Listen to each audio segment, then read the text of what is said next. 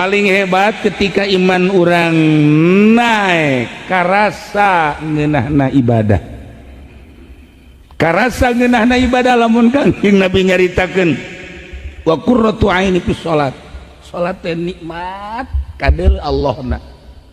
Haji Pedi mah karunggoni panu kadel, sholat teh karunggoni nu kadel.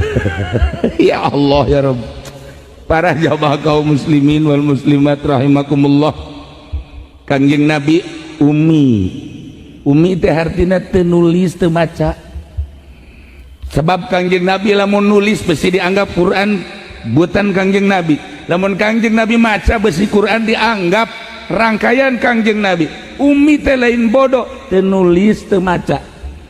Nu mantak Kangjeng Nabi tara nulis tara maca jeung henteu bae Kangjeng Nabi mah teu perlu. Nu mantak teu perlu kolbu Kangjeng Nabi mah asli teu terkontaminasi. Kolbuna caang, dek nyaritakeun naon Kangjeng Nabi, dek ditanya naon Kangjeng Nabi.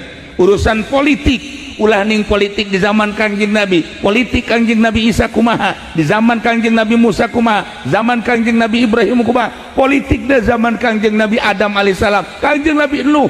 Hafal Kangjeng Nabi mah caang hatena. Nanyakan perekonomian, ulah perekonomian di zaman Kangjeng, perekonomian memeh Kangjeng, santas Kangjeng. Perekonomian tahun 2018 ayeuna geus kabaca ku Kangjeng Nabi. Nu jadi presidenna ku Kangjeng Nabi geus kabaca.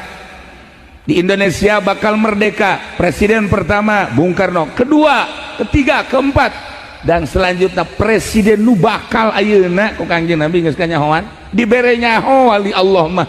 Nu kuari bakal kuari masih kene presiden terhormat Jokowi, kuari keur adu kekuatan jeung Prabowo geus dibere nyaho Kangjeng Nabi nu bakal jadina ieu saha geus wali Allah geus dibere nyaho, ulah hese-hese nu bakal jadi seta geus nyaho ngan teu meunang dibejak. Caang Kangjeng Nabi mah atuh kacaangan Kangjeng Nabi jero kubur katingali ku Kangjeng Nabi. Ya Allah ya Rabb, Kangjeng Nabi liwat anu keur disiksa di jero kubur katingali ku Kangjeng Nabi. Kangjeng Nabi liwat ke kuburan anu keur sesenangan di jero kubur katingali ku Kangjeng Nabi. Kangjeng Nabi nyaritakeun mahsyar katingali ku Kangjeng Nabi mahsyar. Mizan